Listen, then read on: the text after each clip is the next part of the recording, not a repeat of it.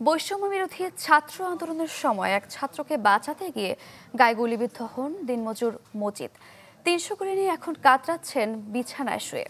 অর্থাভাবে করাতে পারছেন না উন্নত চিকিৎসা। বাকি জীবন কিভাবে কাটবে মজিদের, সে চিন্তায় দিন কাটছে পরিবারের। সুস্বাদু বাদাম, তিল আর স্বাস্থ্যকর গ্লুকোজ সব মিলিয়ে প্রাণ পিনাট বার। স্মার্ট কিছু খাও। একটু রাতে আমি ঘুম পাড়ার দিনেই, কারণ এত কষ্ট। শরীর জুড়ে ছড়রা গুলির আঘাতের ক্ষতচিহ্ন, দগদগে ঘা শুকালেও ব্যথা কমছে না কিছুতেই। বিছানায় শুয়ে কাতরাচ্ছেন আব্দুল মজিদ।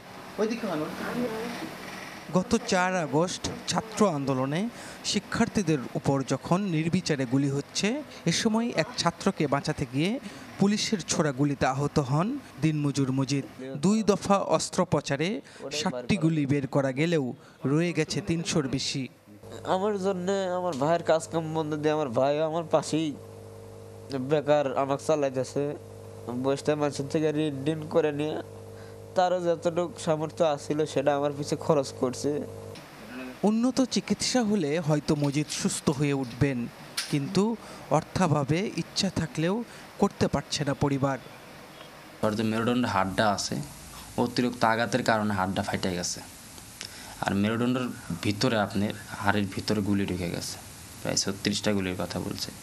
আমার ছেলের চিকিৎসার ব্যবধান, আমার ছেলে ভবিষ্যৎ কীভাবে আল্লাহ পাক তাক বেঁচে রাখবো, এরই আমার চিন্তাত খালি আসে।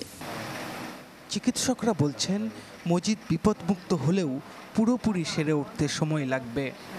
ইনজুরির ধরন এবং পজিশন, কোন জায়গাতে ইনজুরিটা হয়েছে সেটার উপর ডিপেন্ড করে অনেক কিছুই।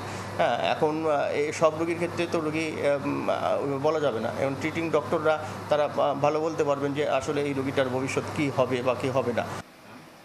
বগুড়ার শেরপুর পৌর এলাকায় একটি ভাড়া বাসায় অসুস্থ মা ও ভাই ভাবিকে নিয়ে থাকেন মজিদ।